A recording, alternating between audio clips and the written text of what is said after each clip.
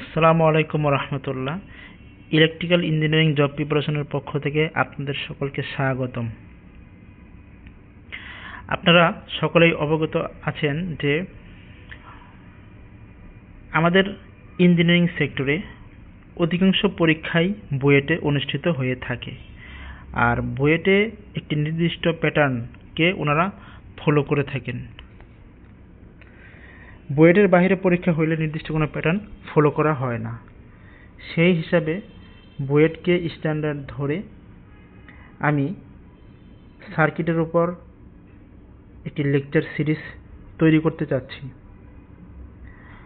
এই লেকচারে আমরা দেখব বুয়েটে ইলেকট্রিক্যাল সার্কিট থেকে কি কি টপিকসের উপর প্রশ্ন হয়, সেই বিষয়ে আমি আপনাদেরকে সংক্ষিপ্ত একটি ধারণা দেওয়ার চেষ্টা করব।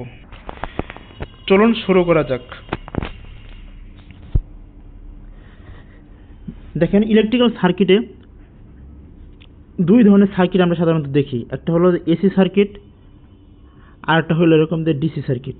এসি সার্কিটের ক্ষেত্রে ফ্রিকোয়েন্সির একটা ভ্যালু থাকবে, অন্যদিকে ডিসি সার্কিটের ক্ষেত্রে ফ্রিকোয়েন্সিটা জিরো হয়ে থাকে। বিস্তারিত আমরা আলোচনা করব। সার্কিট এসি হোক বা ডিসি হোক, সার্কিটের ক্ষেত্রে সাধারণত এই কয়েক ধরনের টপিক থেকে প্রশ্ন এসে থাকে। একটা সার্কিট দিয়ে বলবে যে এর ইকুইভ্যালেন্ট রেজিস্ট্যান্স বের করো, আর এসি সার্কিটের ক্ষেত্রে বলা হলো ইকুইভ্যালেন্ট ইম্পিডেন্সটা বের করো। অনেক সময় কেসিএল ল এর উপরে এক্সাম কোশ্চেন সলভ করতে হয়। আবার কখনো কখনো কোনো সার্কিটে বলে দেয় যে কেভিএল অ্যাপ্লাই করে ভোল্টেজ বের করো। কখনো কখনো কারেন্ট ডিভাইডার রুল বা ভোল্টেজ ডিভাইডার রুল অ্যাপ্লাই করতে হয়। সোর্স ট্রান্সফরমেশনের মাধ্যমে কোনো একটা এলিমেন্টের অ্যাক্রসে ভোল্টেজ অথবা কোনো একটা সার্কিট এলিমেন্টের মধ্যে প্রবাহিত কারেন্ট বের করতে বলে।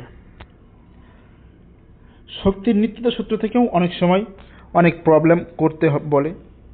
আর কিছু ইলেকট্রিক্যাল আমরা জানি যে কিছু সার্কিট থিওরেম আছে। এই সার্কিট থিওরেমগুলোর মধ্যে সুপারপজিশন থিওরেম, থেভেনিন থিওরেম বা নর্টন থিওরেম এবং ম্যাক্সিমাম পাওয়ার ট্রান্সফার থিওরেম, এই থিওরেমগুলো থেকে অনেক সময় প্রশ্ন আসে। অন্যদিকে এসি সার্কিটের ক্ষেত্রে পাওয়ার ফ্যাক্টর থেকে বিভিন্ন ধরনের কোশ্চেন আসে। তারপর রেজোন্যান্স সার্কিট থেকে ব্যান্ডউইথ বের করতে বলে কখনো কখনো, আবার কখনো কখনো আর এর মান বের করতে বলে, ফ্রিকোয়েন্সির মান অনেক সময় বের করতে বলে। কখনো কখনো ফার্স্ট অর্ডার সার্কিট থেকেও কোশ্চেন করে, আবার সেকেন্ড অর্ডার সার্কিট থেকেও মাঝে মধ্যে প্রশ্ন করে। এর বাইরে এসি সার্কিট এবং এসি পাওয়ার অ্যানালাইসিস, এখান থেকেও অনেক পরিমাণে কোশ্চেন হয়ে থাকে। প্রত্যেকটি অধ্যায় গুরুত্বপূর্ণ। যদি আমরা ভালো একটা প্রিপারেশন নিতে চাই, তাহলে এই সবগুলো টপিকসই আমাদেরকে পড়তে হবে।